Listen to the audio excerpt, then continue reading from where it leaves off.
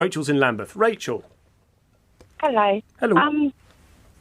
So I come from the perspective of being trans inclusive. Mm-hmm.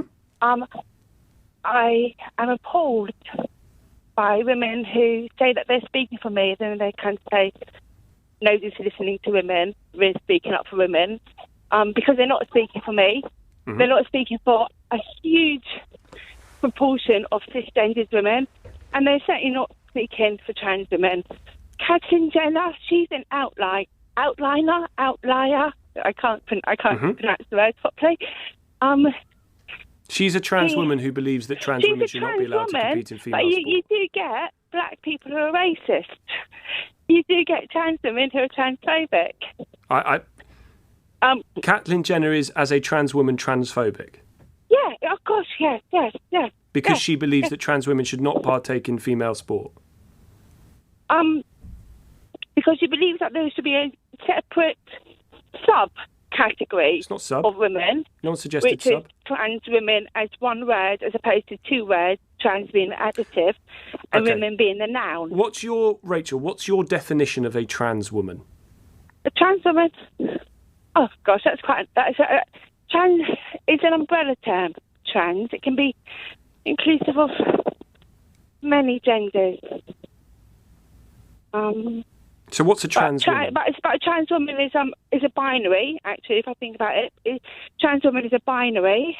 Mm-hmm. So somebody who's... I wouldn't use the term ever biologically male. The correct term is assigned male at birth. Assigned by who? A doctor. So a doctor, when you're born, looks at your genitalia and assigns your gender. And this is really rudimentary stuff. So the doctor got it wrong, is what you're saying. A trans woman is a person So gender is something that we experience as opposed to what lies between my legs. Yes, that's the difference between sex and gender. Yeah. So assigned male at birth is a doctor looks at somebody's bits and assigns them male at birth and puts that onto their birth certificate. So that's the correct term to use as opposed to biologically male. Why? But some people, people are biologically male, female, or intersex. No. Rachel, do you think that there are biological differences between a man and a woman? I think that we can... I'm going to struggle a little bit here because I'm a little bit... You don't need to. You really, really don't need to struggle. I promise it's easy. I think there's differences which... I think that we can assume some basic differences, but if somebody says, actually, that's not me, I listen to the person, if that makes sense. I'm not going to... I agree. Rachel, let's start with a point of agreement. I agree that gender is fluid. I agree that what it means to be male is not bound up in how much lager you drink or whether you like football, and nor is what it means to be... What you got between your legs. See, now we've got a difference here, because cultural, educational, societal gender is fluid. Biologically, there are immutable differences between men and women, aren't there? In the way that a woman, someone who's born a woman can have a child in the way that I can't. I think for most people, yeah. But for a proportion of our society, no. And just because I'm cis. But what is the evidence for that? And just because I don't experience, and you don't experience, an incongruence, I think that's the right word, between, just because I don't experience is incongruence the right word? Like, between my sex and my gender, doesn't mean that another person can't, just because you don't experience it. So again, I come back to the question of, what do you define a woman as? Thank you. Somebody who identifies as a woman. How does somebody identify? What identifies a woman? Because they'll tell me. So anybody who tells you they are a woman is a woman? Yeah. Yes. Yeah. No skin off my nose. I've got nothing to lose from it. So yeah. I mean, why not? So a person who has biologically different makeup to a adult human female, a penis, if they tell you that they're a woman... Adult human female. Okay, go on. If they tell you that they're a woman, that's what they are, biologically and legally. Yeah, it doesn't really bother me. Can you see how that's a problem? No, I don't. Can you see how that might be a problem for, say, female... Hang on a sec.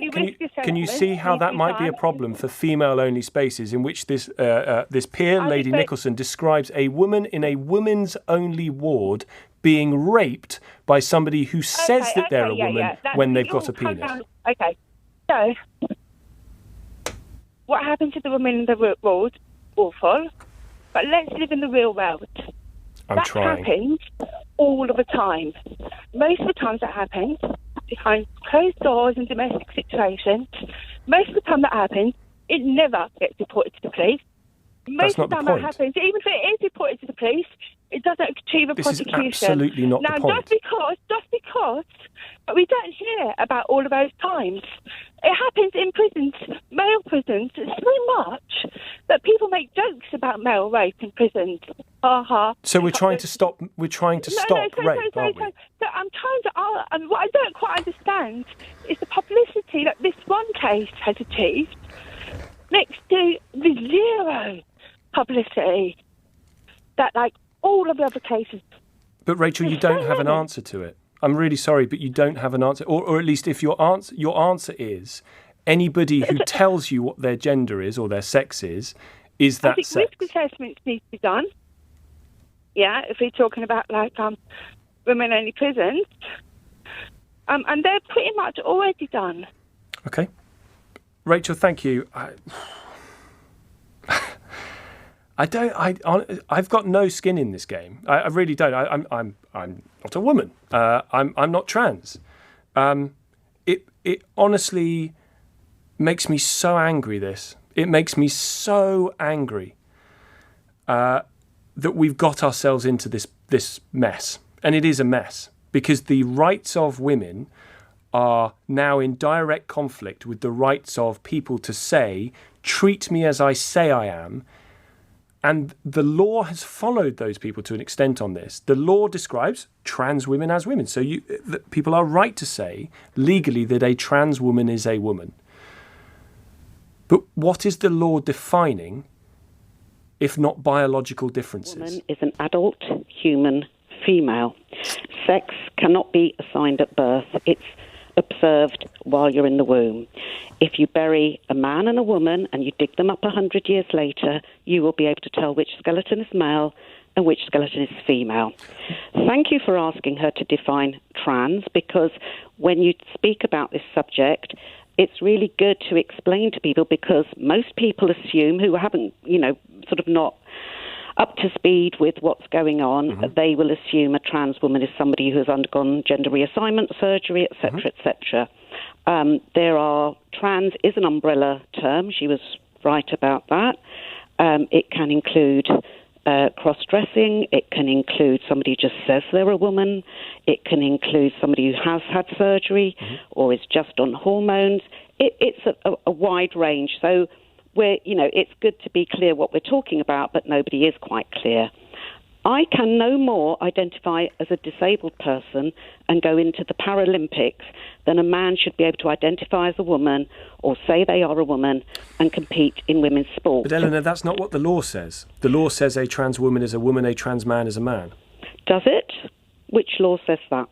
Well, that's what the legal status is, that people are conferred. Under what law? Well, under the Gender Recognition Act. People can... What about the Equality Act, which says women are entitled to single-sex spaces?